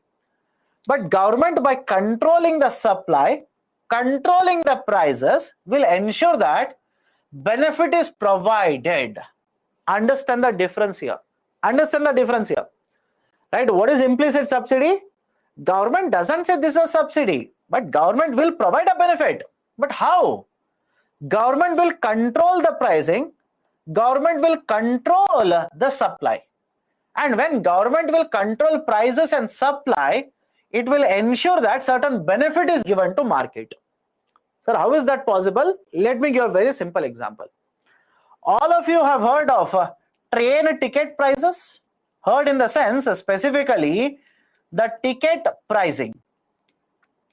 Sir, yes sir, I've heard train ticket. Right? But train ticket pricing in India. How many of you know that the train ticket prices are sold purposely at lower prices?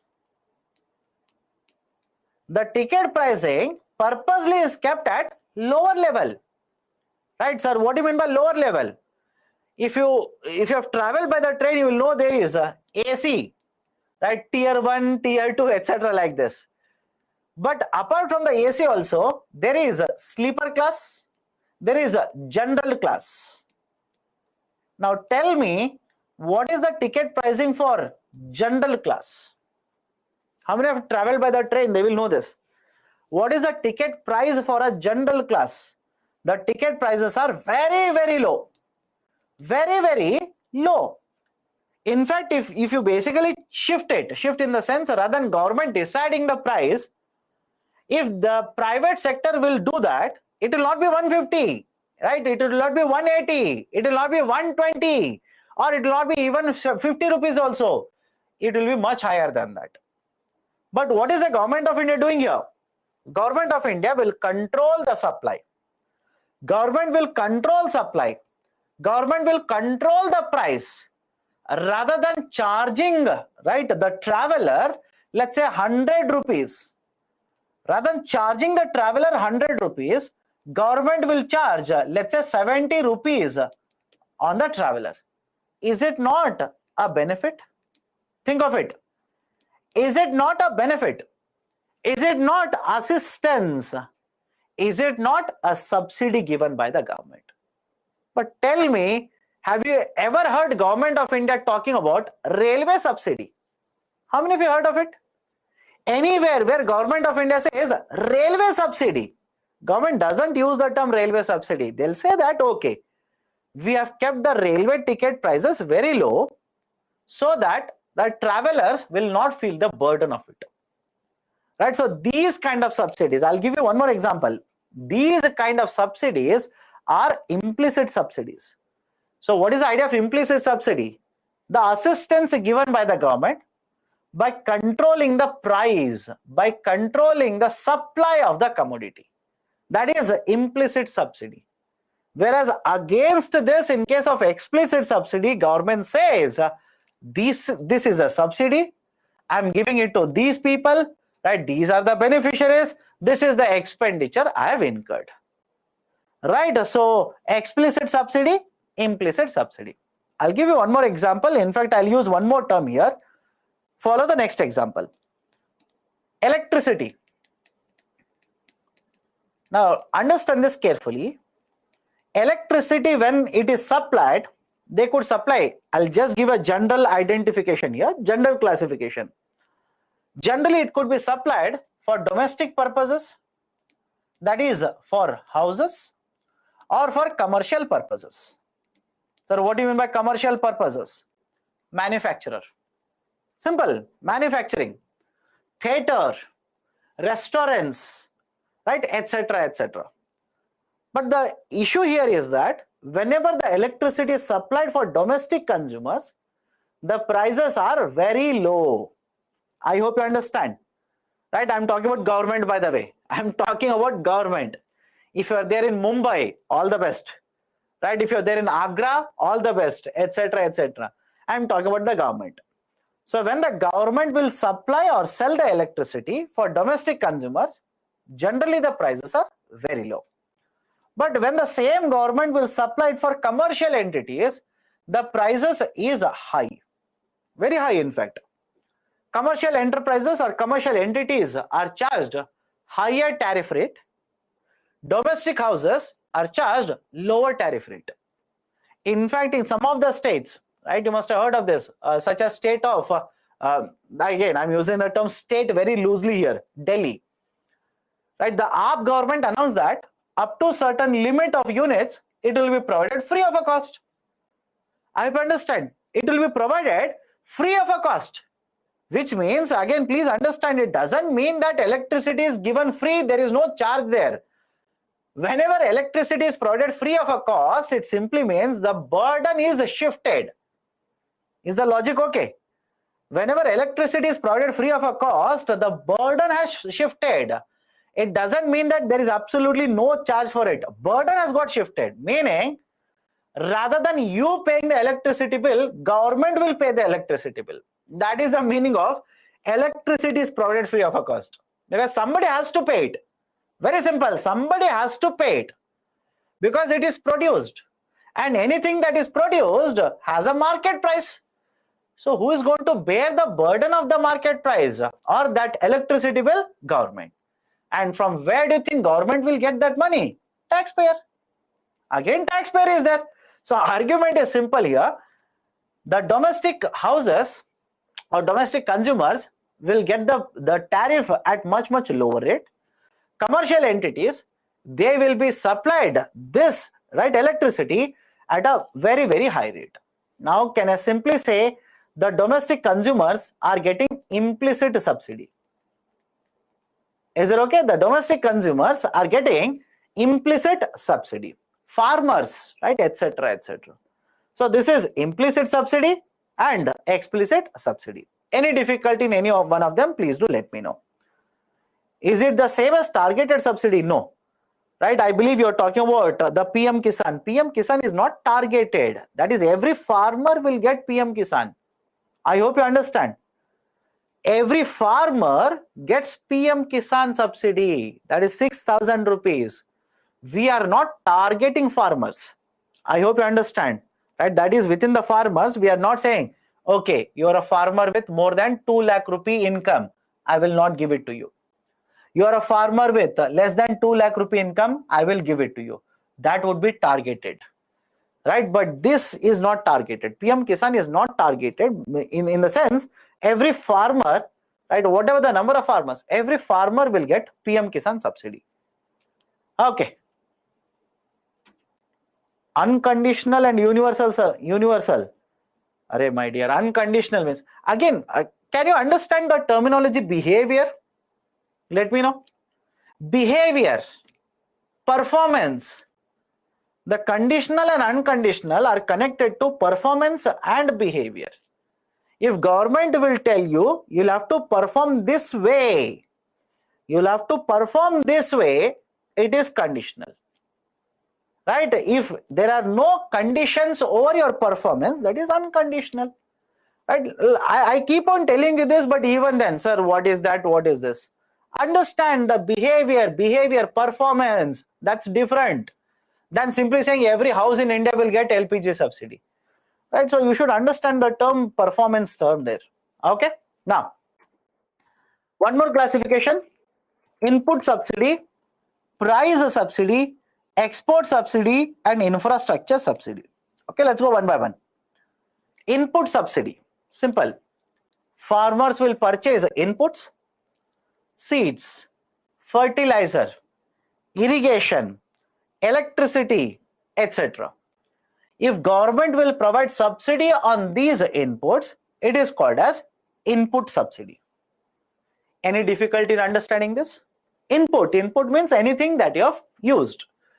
So whenever, right, the inputs are provided with the subsidy, this is called as an input subsidy. Any example? Fertilizer subsidy, right? Fertilizer subsidy.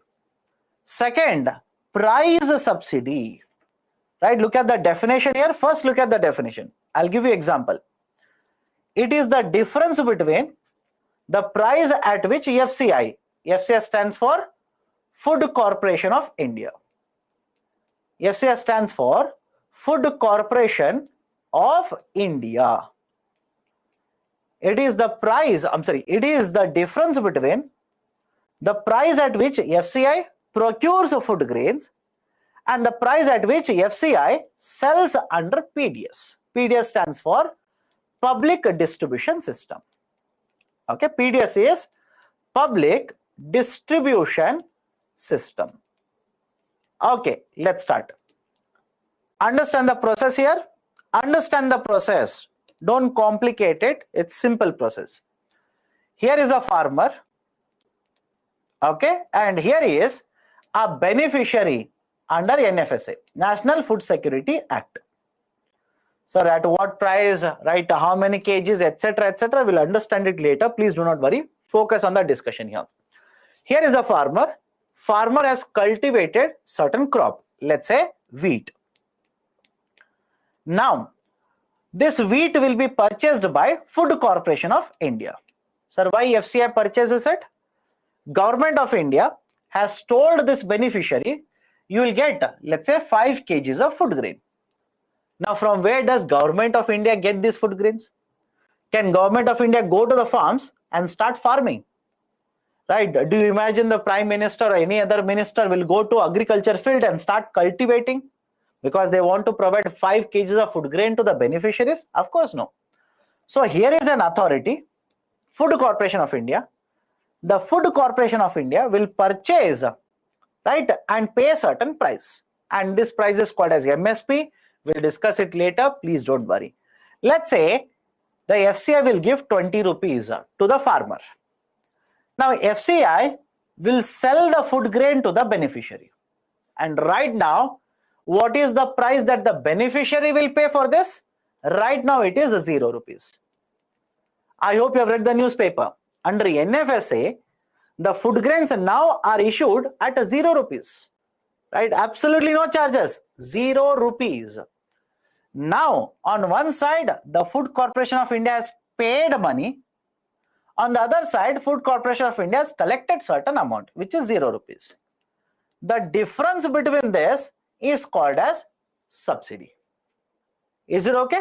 Right, the difference between this is called as a subsidy, price subsidy.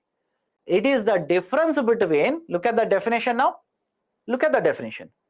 It is the difference between the price at which FCI will purchase food grain and the price at which FCI will sell the food grain. Right, that difference is called as a price subsidy.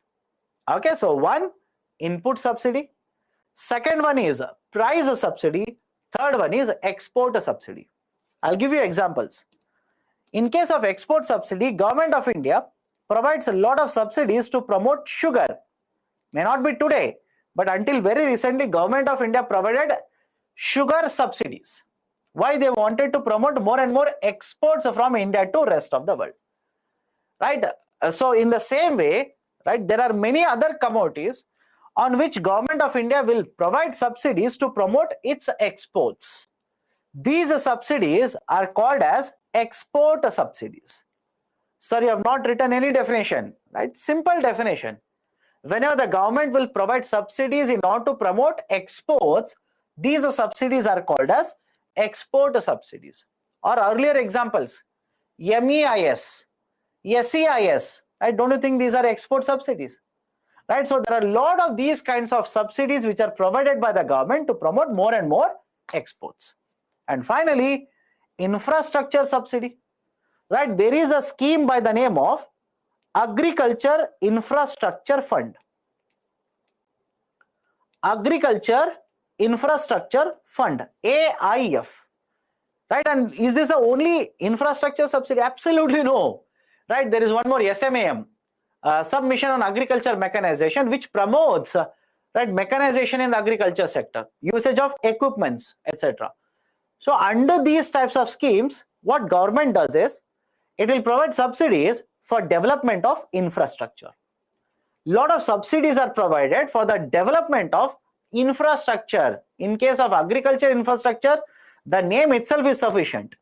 It will provide a lot of subsidies to develop agriculture related infrastructure, such as warehousing, packaging infrastructure, etc., etc., etc. Done? So these are the types of subsidies. Again, classification is needed just for sake of, let's say, writing an answer. Right? Just go through this classification again. Okay, so this is a discussion regarding the classification of subsidies. Any doubts anywhere, please do let me know. PM Awas is infrastructure subsidy. No, PM Awas is more of a welfare subsidy. It's more of a welfare subsidy, right? Housing, again, understand this. If you are doing it, generally this is the idea. If you are developing infrastructure to promote growth, that is generally called as economic infrastructure. But you are developing infrastructure for social welfare, right? Example of a social welfare infrastructure, sanitation infrastructure. Schools in the rural part of India, that is social infrastructure. We don't do that to promote growth, but rather for social welfare. Okay. If export subsidies are provided, will it result in fall of prices of commodity in the domestic market? Not necessarily, right? Because export subsidies are provided keeping in mind many factors. Many factors. For example, I'll tell you the example of sugar. Right? Earlier, there was a scheme under which Government of India actually promoted more and more export of sugar. Today it is actually vice versa, right? I hope you understand. Today actually it is vice versa, right? We do not want to promote sugar export because there is a concern over the sugar supply in the domestic market in the coming months. So government earlier felt that okay, sugar production is very high, stocks are also very high. Now if all of this is supplied to the domestic market, the prices will crash. Right? And the sugar mill owners will not be able to earn sufficient amount of money, which means they will not be able to pay to the farmers who have sold sugar cane to them. So in order to control that, what Government of India did was, right, export more and more sugar. Today we don't do that. Today we don't do that. Is sugar subsidy linked to the amount of export? Generally yes, but that is not covered under export linked subsidies because we have not attained market maturity there. Okay. But anyways, we have discontinued that also. Okay, let's go to the next one.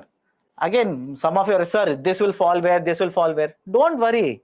Hundreds of subsidies are there. You don't have to remember all of them. Just understand the basics here. This is always a concern I have with students. Right? What is required, read that, leave the rest of it. Right? Don't worry about fitting every type of scheme that you have come across under one of them. Don't waste your time. Next, certain types of subsidies here. Let me start with one, fertilizer subsidy. Okay. Now, right, what are the fertilizers first and foremost? Fertilizers are nothing but chemicals. Okay, the combination of different chemicals which will be supplied so that the cultivation improves. Because generally plants require nutrients. I have to understand, plants require nutrients. Right? For example, you require nutrients. I will also require nutrients. In the same way, plants also need nutrients. But what if the soil doesn't have sufficient nutrients here? Okay, what if the soil doesn't have sufficient nutrients? In that case, what we will do is artificially supply these nutrients, and that is called as fertilizer. In the context of India, understand certain points. Important fertilizers are one, urea, right? Urea. One is urea, second one is a diammonium phosphate, third one is muriate of potash. All the three are written here. Please have a look at it. Right, sir, only three? No, of course, so there are many more. Complex fertilizers are also there. Right, so argument is the fertilizers are there, but most of these fertilizers, right, in some of them more than 50%, in some of them around 30%, in some of them 100%. The fertilizer production is lower, demand is higher, as a result of which we end up importing all these fertilizers. Is the logic okay? I'll repeat it. In some of these cases, the production is lower compared to the demand, and as a result of this, we'll end up importing all of these fertilizers. For example, have a look at this. Have a look at this. Do not by heart it, just for sake of information I've provided. This is, right, providing information about production of fertilizers. And you will see only two of the three fertilizers that I've mentioned just now, it is mentioned here.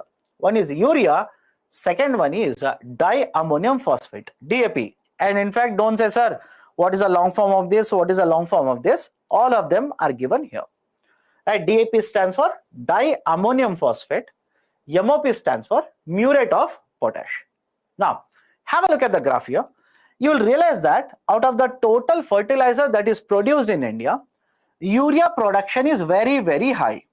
Is it okay? Urea production has basically accounted for most, or let's say more than 50% of the total fertilizer production in India.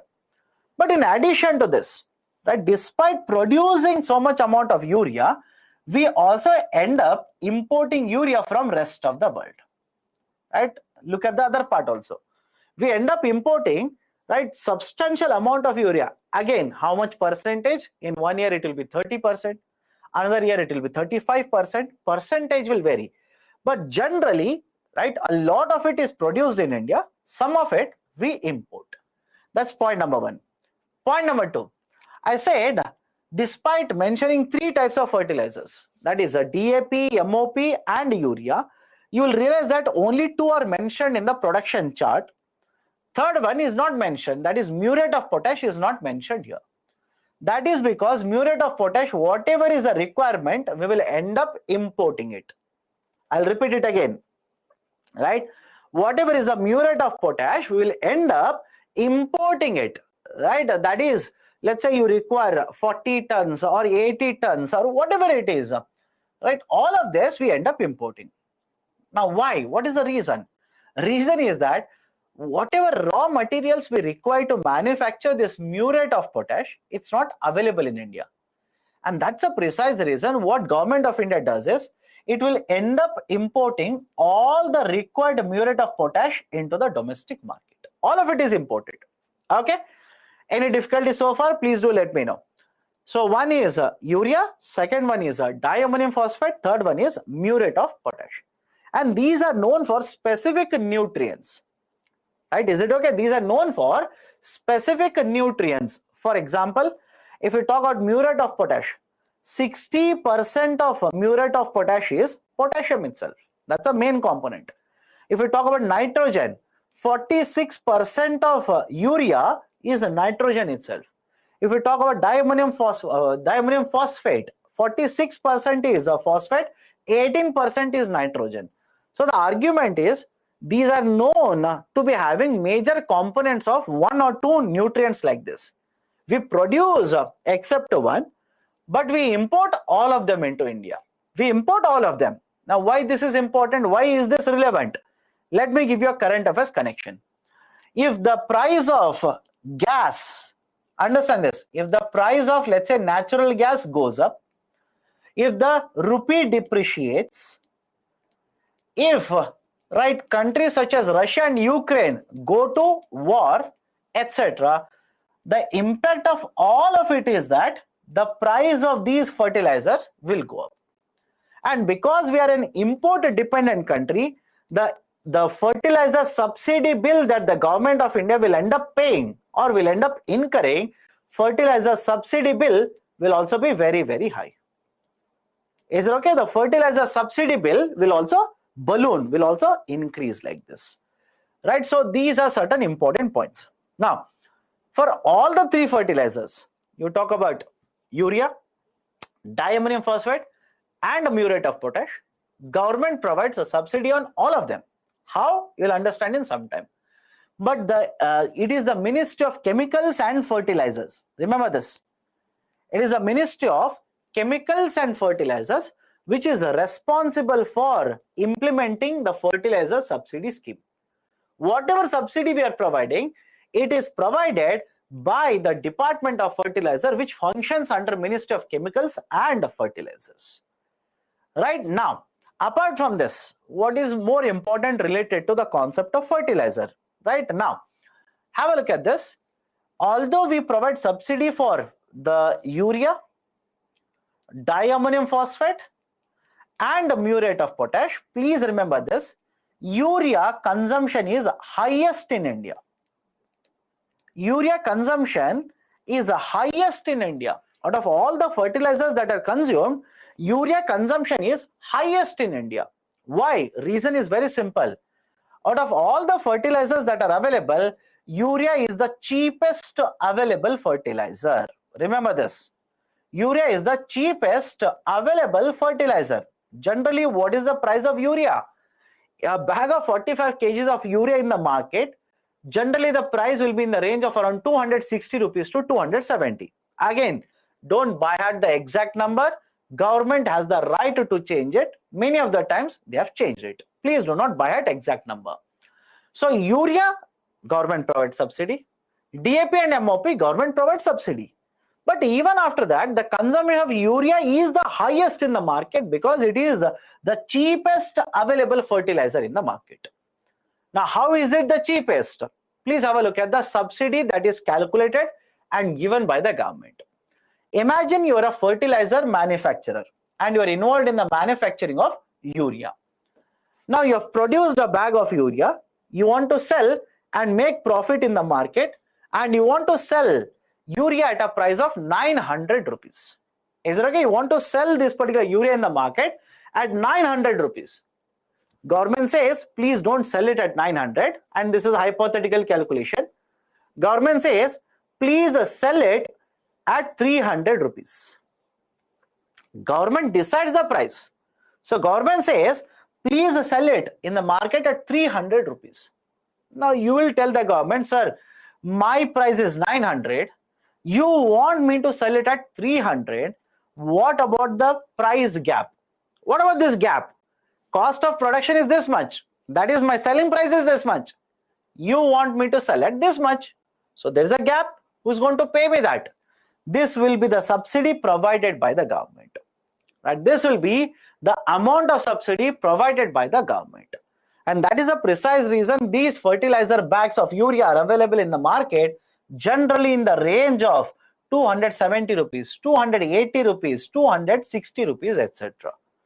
This is how subsidy is provided for urea. What about remaining two? What about the diammonium phosphate and muriate of potash? MOP stands for muriate. Now, what about the prices of this? Remember this, from 2010, government has introduced a system called as a nutrient based subsidy. I'll repeat the statement. From 2010, government has introduced a system or a new type of a subsidy scheme for DAP and MOP, which is called as a nutrient based subsidy, NBS. Now look at the definition. Look at the, forget about the definition. Look at the name there. Nutrient based subsidy. What do you mean by that? Right, the definition I'll tell you now. Under the nutrient based subsidy, the manufacturers of fertilizers are provided subsidy based on the quantity of nutrients they have used. I'll repeat the definition here again. Under the nutrient based subsidy, the manufacturers will provide the subsidy or will be provided with the subsidy based on the quantity of the nutrients they have used. Right? What do you mean by this? I'll take a very simple example. In case of muriate of potash, I told you whatever they have manufactured, 60% of that is nothing but potassium, which means imagine you have manufactured 100 kgs of MOP. Understand my statement? Imagine you have manufactured 100 kgs of MOP, muriate of potash. Out of this 100 kgs, 60 kg is nothing but potassium. Right? Is it okay? 60 kg is nothing but potassium like this. Now, for every kg, I've given the data here. Let's say government of India has decided 10 rupee subsidy will be given to you. So how many kgs of nutrient that you have consumed? 60 kg. So 60 into 10, you will be given 600 rupees for every 100 kg of muriate of potash you have manufactured. Any difficulty in understanding this? Please do let me know. Please do let me know. Right? So the argument is government is providing subsidy here, and this subsidy is based on the quantity of nutrients that you have consumed. In case of muriate of potash, you consume 60 kgs of potassium. For every kg, government will fix the subsidy and give you the subsidy like this. What about diammonium phosphate? As already mentioned, 18 kgs out of 100 kgs is nitrogen, 46 kgs is the phosphorus. For every kg of nitrogen, government has fixed, let's say hypothetically, this number of subsidy. For every kg of phosphorus, let's say government has decided this kg amount or this price of subsidy. And please do not by heart this. UPSC will not ask you this. Please do not by heart and waste your time. And this number already has changed. Trust me, in the last 1 year, these numbers have changed by a huge margin. You do not have to by heart it. So 18 rupees per kg of nitrogen, 14 rupees per kg of phosphorus. So if you manufacture 100 kgs, you will be given subsidy of how much? 958 rupees. So this is generally how government decides subsidies for DAP, MOP under nutrient based subsidy, and this is how government will decide subsidies for urea. Any difficulty so far? Please do let me know. Any difficulty so far? And how much is the fertilizer subsidy provided by the government in the last couple of years? Please go through the chart. Do not by heart it. Please do not by heart. At the maximum, what UPSC can ask you is, they will give trend based questions. The fertilizer subsidy provided in the last 5 years has constantly increased. Wrong. Fertilizer subsidy provided by the government in the last 5 years has constantly decreased. Again, no, that is also wrong. Right? That's a reason these kind of trend based questions can be used. Right? Be very careful. Do not by heart the whole graph. Not at all useful for UPSC. Done? Okay. Any doubts so far? So that I will take a break now. If you do not have any doubts, I will take break. Any doubts? Nobody wants to answer. All of you are like, sir, break. Give me break. That's it. I don't want to give you any answers. No doubts? Okay. Right. Let's do one thing then. I'll restart at 6:05. Okay. I'll restart at 6:05 p.m. take a break. I'll restart at 6:05 p.m. Okay, take a break now.